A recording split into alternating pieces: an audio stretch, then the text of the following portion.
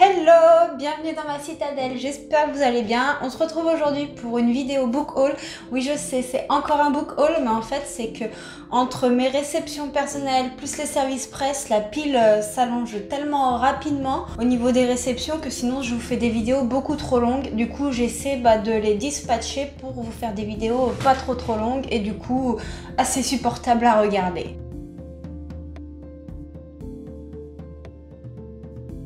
Je vais commencer ce book haul avec des mangas.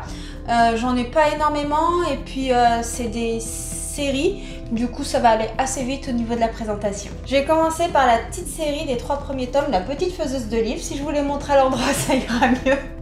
Du coup, voilà, les 3 premiers tomes de La Petite Faiseuse de Livres. C'est une saga qui m'avait vraiment fait beaucoup envie puisque je trouve les petits dessins vraiment trop mignons. Le trait est très fin. Il est très touchant, je sais pas encore vraiment de quoi ça parle. Je vois des posts partout sur Instagram, tout le monde en parle et du coup ça m'a vraiment beaucoup donné envie de lire. Donc c'est publié chez les éditions Ototo. Je vais vous lire le résumé du premier tome puisque je pourrais pas vous dire de quoi ça parle. Une étudiante bibliovore se réincarne en petite fille dans un monde caractérisé par l'illettrisme et où l'imprimerie semble ne pas avoir encore été inventée. Mais pour celle qui est morte écrasée par sa bibliothèque, les livres sont vitaux. Il n'y a qu'une seule solution, s'il n'y en a pas, elle va les fabriquer. Une bibliofantaisie pour les amoureux des livres par des amoureux des livres. Alors ça a l'air super sympa, puis bon, comme je suis une amoureuse des livres, je pense que ça va me correspondre totalement. Je sais pas si vous connaissez ce manga, n'hésitez pas à me dire ce que vous en avez pensé, comme toujours aux commentaires et tout ça. Voilà, mais je sais pas vous, mais je trouve les couvertures trop mignonnes. Je vais essayer de vous montrer un petit peu l'intérieur, comme ça. Je trouve les traits très fins, très mignons, ça donne vraiment envie.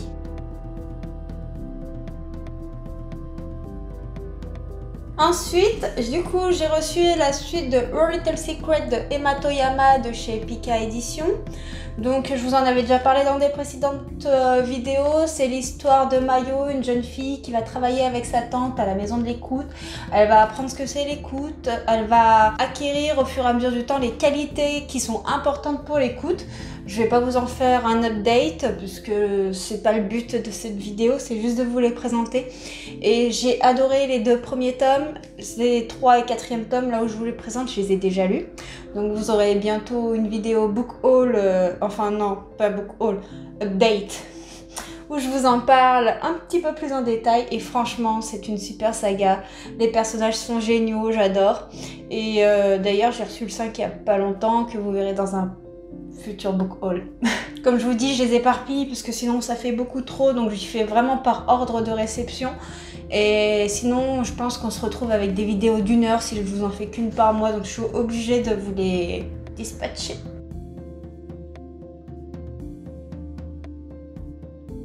Comme je vous l'ai dit dans une précédente vidéo, j'avais commandé sur Vinted le premier tome de Magus of the Library de Mitsu Izumi, je ne sais pas si ça se prononce bien comme ça, de chez Clown Kizuna.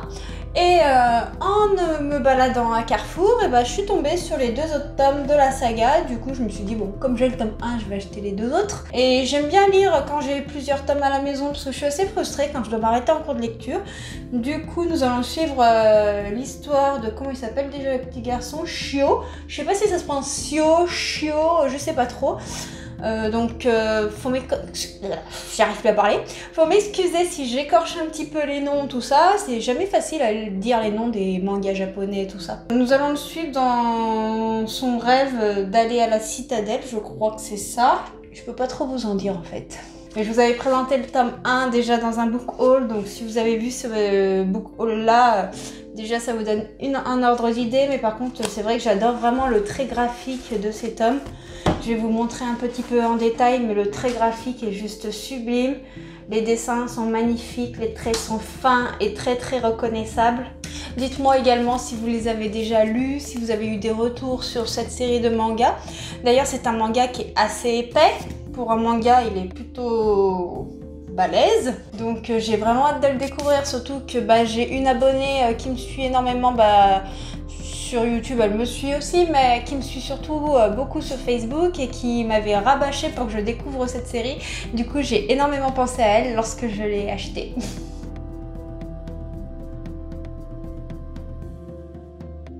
Beaucoup d'entre vous sur Instagram m'ont conseillé les chroniques lunaires et du coup j'en avais parlé à mon conjoint qui m'a offert ce premier tome des chroniques lunaires. Donc Cinder de Marissa Meyer. Même dans le futur, les histoires commencent par Il était une fois de Pocket Jeunesse. C'est l'histoire de Cendrillon mêlée un petit peu de science-fiction. Si j'ai bien compris, c'est vraiment un mélange entre les contes et Star Wars. Donc je pense que pour les amoureux de Disney comme pour les amoureux de Star Wars, sachant que Star Wars appartient à Disney, enfin voilà, je pense que ce livre pourra vous plaire. Donc d'après ce que j'ai compris, en fait, c'est une cohabitation entre humains et androïdes. Et Cinder, donc Cendrillon, elle est mécanicienne à demi-humaine et du coup elle détient un savoir qui pourra sauver la planète d'après ce que j'ai compris. Je veux pas trop en savoir non plus parce que je suis très curieuse de le découvrir et moi je suis tombée amoureuse de cette couverture où les détails là sont en relief, il y a une surbrillance. Je vous en avais parlé dans une vidéo vlog pour ceux qui ont regardé le vlog. Je sais que tout le monde ne regarde pas les vlogs, donc c'est pour ça que je vous le représente quand même dans ce book haul. Je vais essayer de vous montrer en vidéo là, mais je sais pas sûr. Vous voyez là, tout là c'est argenté et en relief. Là il y a une surbrillance au niveau de la robe. Moi j'adore l'effet gris et rosé, là un petit peu du fond, c'est juste magnifique. Là c'est pareil, là le argenté est en relief. Je vais essayer de vous montrer de près mais c'est vraiment pas évident. Et apparemment donc dans les chroniques lunaires il y a 4 tomes.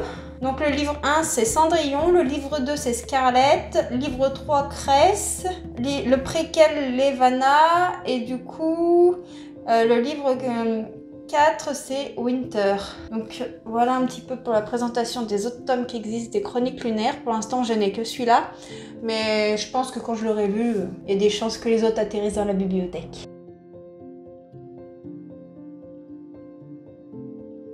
Maintenant, passons à une commande que j'ai fait chez Black Ink Edition. Black Ink Edition, c'est une maison que j'aime beaucoup. Souvent, en fait, il y a les auteurs qui sont présents dans la maison d'édition certains jours et qui, du coup, sont là pour dédicacer. Donc, j'en ai profité pour faire une commande. Donc, sur les 3 livres que j'ai commandés chez Black Ink Edition, j'en ai reçu 2 dédicacés de Anatrice. Donc, on va d'abord commencer par celui qui n'est pas dédicacé, mais que j'attendais d'avoir l'occasion de commander parce que je voulais pas payer les frais de port plusieurs fois. Et du coup, c'est Double Jeu de Morgane Regrave de chez Black Ink Edition du coup. Et j'adore toujours leur couverture à cette maison d'édition. Ce que j'aime, c'est que les résumés sont toujours très clairs, très concis.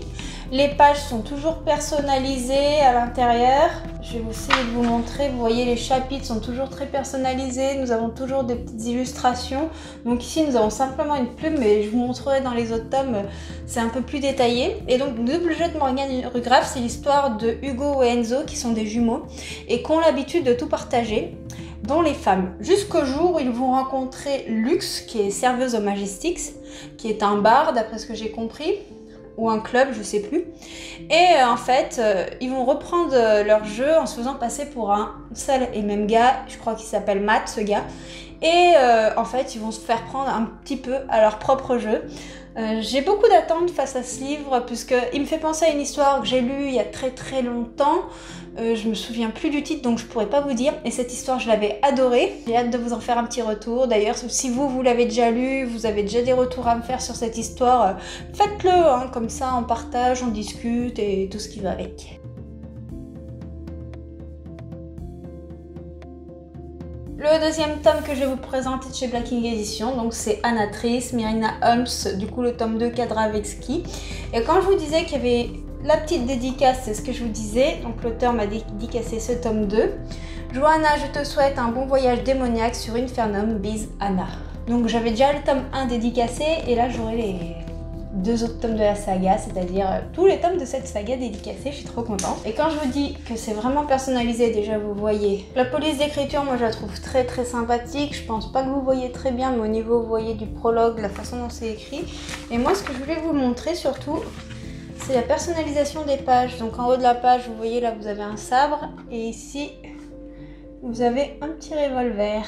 Je vais pas vous détailler vraiment cette histoire parce que j'ai pas lu le tome 1, Déjà donc ça va être difficile et comme je vous présente un tome 2, bah le problème c'est qu'après si je vous en parle, je vous spoil un peu le tome 1 donc c'est complètement dommage. Tout ce que je peux vous dire c'est que Myrina c'est une chasseuse de démons, plus précisément d'Infernum je crois.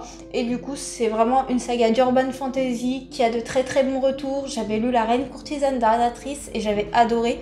J'aime beaucoup son univers, j'aime beaucoup sa plume et j'attendais d'avoir tous les tomes de la saga avant de la commencer pour ne pas être frustrée. Pour continuer dans la suite, bah, j'ai le tome 3 dont la couverture est juste magnifique. Moi j'adore ce côté un petit peu rosé, cette sensualité qui s'en échappe. Voilà, donc je pense qu'on va avoir une belle romance avec beaucoup de fantaisie, de fantastique et j'adore ça. La 4e de couverture est magnifique aussi, hein, comme vous pouvez le constater. Et c'est pareil, j'ai la dédicace d'Anatrice. Johanna, je te souhaite un bon moment de lecture avec le bouquet final démoniaque.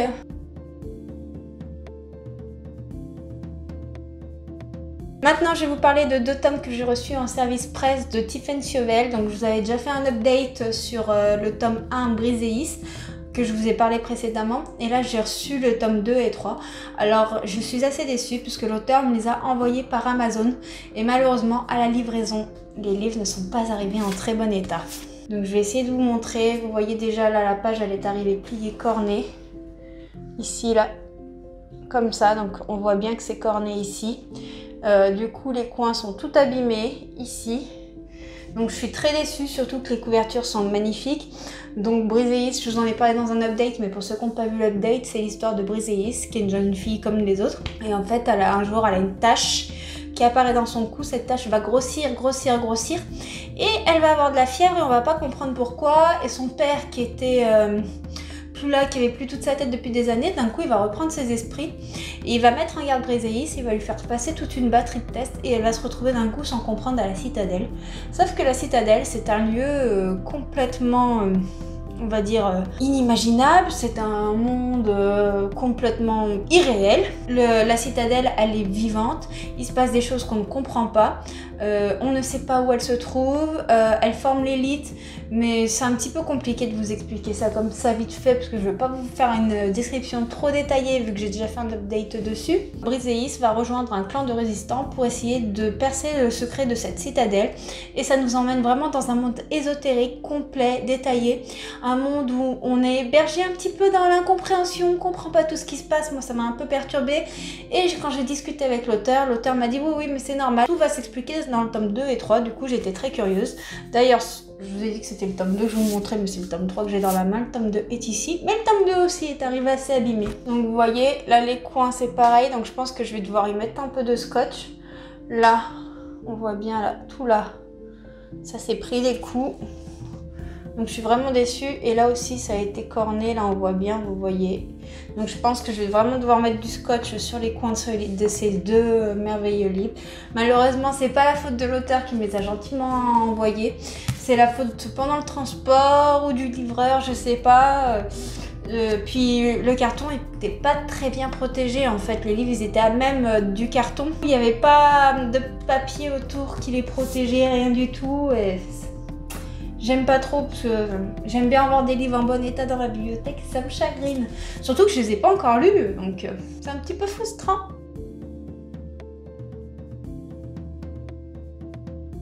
Et dernière saga que je vous présente dans ce book haul, c'est pareil, si vous me suivez sur Instagram, vous l'avez déjà lu. Enfin, vous pas lu, mais vous avez déjà vu en story les livres que je vais vous parler. Et puis pareil, si vous me suivez sur Facebook, je les ai postés dans un article avec les résumés. C'est la saga Donne-moi ton cœur de Sarah Wolf de Pocket Jeunesse Édition. Donc c'est l'histoire de Zera qui a été sauvée par une sorcière et qui a pris son cœur, si je me trompe pas, en otage afin d'en faire d'elle son esclave. Sauf que pour récupérer son cœur, la sorcière elle va lui proposer un marché. Elle va devoir séduire le prince, héritier du royaume, pour récupérer le sien et avoir la chance de redevenir humaine. Sauf que bien entendu, comme vous vous en doutez, il y aura des obstacles. Entre le prince et Zera, je pense qu'il va y avoir une relation un petit peu romantique et qui va tout compliquer, qui va se créer. Donc récupérer le cœur du prince, à mon avis, ça va être une tâche assez ardue. Et bien entendu, j'ai le tome 2 dont je vais pas résumer. Moi, je n'ai pas regardé ce résumé justement parce que j'ai pas lu le tome 1 et je voulais pas m'auto-spoiler. Mais je ne sais pas vous, cette saga, je trouve les couvertures juste magnifiques, elle fait vraiment envie. Et j'en ai entendu beaucoup de bien, elle est très d'actualité en ce moment, j'ai hâte de la lire, j'ai hâte de la découvrir. Donc voilà, c'est tout pour le livre de ce book haul. J'espère que il vous aura plu, il vous aura fait découvrir quelques livres ou pas, si vous les connaissez déjà. N'hésitez pas à me dire ce que vous avez pensé de ces livres, si vous avez envie d'en découvrir quelques-uns. Moi, je vous fais des gros bisous et puis je vous dis à bientôt pour une prochaine vidéo.